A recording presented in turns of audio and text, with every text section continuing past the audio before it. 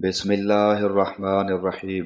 ابو سعید خدری رضی اللہ عنہ نے روایت کی کہ نبی کریم صلی اللہ علیہ وسلم نے فرمایا، بنی اسرائیل میں ایک شخص تھا جس نے 99 خون ناحق کیے تھے۔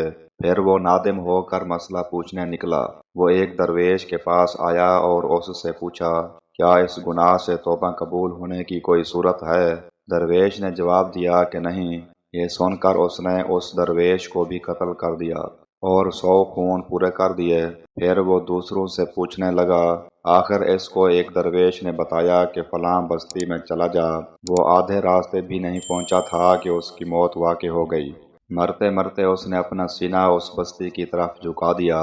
آخر رحمت کے فرشتوں اور عذاب کے فرشتوں میں باہم جھگڑا ہوا کہ کون اسے لے جائے، لیکن اللہ تعالیٰ نے اس نصرہ نامی بستی کو، جہاں وہ توبہ کے لیے جا رہا تھا، حکم دیا کہ اس کی نعش سے قریب ہو جائے، اور دوسری بستی کو، جہاں سے وہ نکلا تھا، حکم دیا کہ اس کی نعش سے دور ہو جا۔ پھر اللہ تعالیٰ نے فرشتوں سے فرمایا کہ اب دونوں کا فاصلہ دیکھو، اور جب ناپا تو اس بستی کو، جہاں وہ توبہ کے لیے جا رہا تھا، ایک بالش نعش سے نزدیک پایا، اس لیے وہ بخش دیا گیا۔ صحیح بخاری حدیث نمبر 3470۔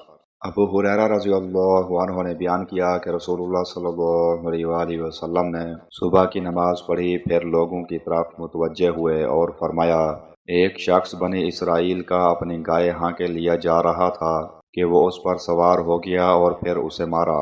اس گائے نے بقدرت الہی کہا کہ ہم جانور سواری کے لیے نہیں پیدا کیے گئے، ہماری پیدائش تو کھیتی کے لیے ہوئی ہے۔ لوگوں نے کہا، سبحان اللہ، گائے بات کرتی ہے۔ پھر آپ صلی اللہ علیہ وسلم نے فرمایا کہ میں اس بات پر ایمان لاتا ہوں، اور ابو بکر اور عمر بھی، حالانکہ یہ دونوں وہاں موجود بھی نہیں تھے۔ اسی طرح ایک شخص اپنی بکریاں چرا رہا تھا کہ ایک بھیڑیا آیا اور ریوڑ میں سے ایک بکری اٹھا کر لے جانے لگا۔ ریوڑ والا دوڑا اور اس نے بکری کو بھیڑیے سے چھڑا لیا۔ اس پر بھیڑیا بقدرت الہی بولا، آج تو تم نے مجھ سے اسے چھڑا لیا، لیکن درندوں والے دن میں قرب قیامت اسے کون بچائے گا، جس دن میرے سوا اور کوئی اس کا چرواہا نہ ہوگا۔ لوگوں نے کہا، سبحان اللہ، بھیڑیا باتیں کرتا ہے۔ آپ صلی اللہ علیہ وسلم نے فرمایا کہ میں تو اس بات پر ایمان لایا، اور ابو بکر و عمر بھی، حالانکہ وہ دونوں اس وقت وہاں موجود نہ تھے۔ صحیح بخاری حدیث نمبر 3471۔